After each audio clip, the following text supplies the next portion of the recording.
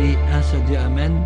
Chers frères et sœurs, en ce saint jour, le dimanche des Rameaux, permettez-moi d'aborder la deuxième et dernière partie de notre thème, les deux avènements du Christ. Concernant son second avènement, il est complètement différent du premier, il viendra pour le jugement dernier. Le Christ a confirmé plusieurs fois, et nous le trouvons dans plusieurs endroits du Nouveau Testament, qu'il est lui-même le juge et qu'il viendra dans son second avènement pour juger les vivants et les morts. En interprétant la parabole de l'ivraie à ses disciples, il leur dit « De même en sera-t-il à la fin du monde. Le Fils de l'homme enverra ses anges qui ramasseront de son royaume tous les scandales et tous les fauteurs d'iniquité, et ils les jetteront dans la fournaise ardente. Là seront les pleurs et les grincements de dents.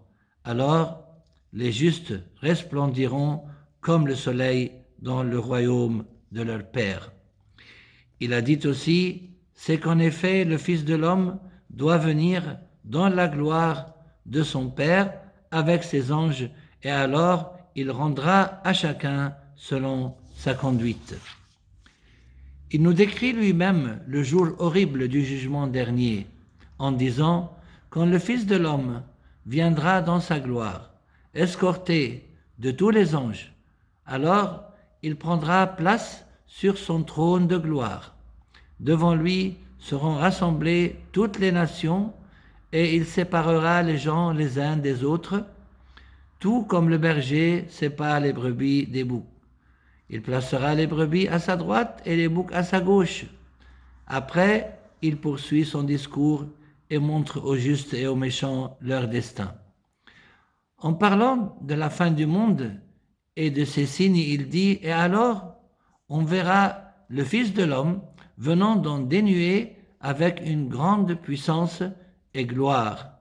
Et alors, il enverra les anges pour rassembler ses élus des quatre vents, de l'extrémité de la terre à l'extrémité du ciel. » Et il le dit franchement, car le Père ne juge personne. Il a donné au Fils le jugement tout entier. Et il lui a donné pouvoir d'exercer le jugement parce qu'il est Fils d'homme. N'en soyez pas étonnés, car elle vient l'heure où tous ceux qui sont dans les tombeaux entendront sa voix et sortiront. Ceux qui auront fait le bien pour une résurrection de vie, ceux qui auront fait le mal pour une résurrection de jugement. Dans le livre de l'Apocalypse, Saint Jean décrit Jésus et dit « Alors je vis le ciel ouvert, et voici un cheval blanc. Celui qui le monte s'appelle Fidèle et Vrai. Il juge et fait la guerre avec justice. Ses yeux, une flamme ardente. Sur sa tête, plusieurs diadèmes. Inscrit sur lui un nom qu'il est seul à connaître. Le manteau qui l'enveloppe est trempé de sang. Et son nom, le Verbe de Dieu. Les armées du ciel le suivaient sur des chevaux blancs, vêtus de lin d'une blancheur parfaite. De sa bouche sort une épée acérée pour en frapper les païens.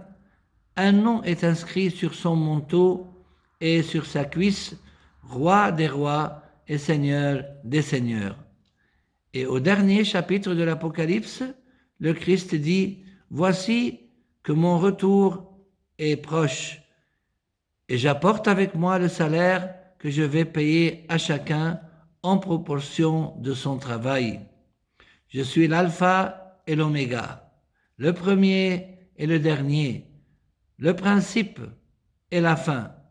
Moi, Jésus, j'ai envoyé mon ange publier chez vous ces révélations concernant les églises. Je suis le rejeton de la race de David, l'étoile radieuse du matin. » Comme résumé des événements du second avènement du Christ, c'est qu'il viendra dans sa gloire pour juger les vivants et les morts. Bien sûr qu'il y aura plusieurs signes qui précéderont son second avènement, ce qui n'était pas du tout le cas dans son premier avènement.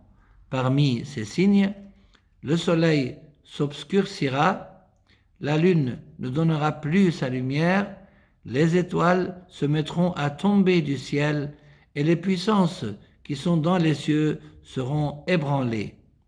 Des hommes défailliront de frayeur dans l'attente de ceux qui menacent le monde habité, et alors apparaîtra dans le ciel le signe du Fils de l'homme, et alors toutes les races de la terre se frapperont la poitrine, et l'on verra le Fils de l'homme venant sur les nuées du ciel avec puissance et grande gloire. Finalement, tout ce que le Christ a dit concernant son second avènement doit s'accomplir. Lui-même a dit « Le ciel et la terre passeront, mais mes paroles ne passeront point, et gloire à Dieu éternellement et à jamais. Amen. »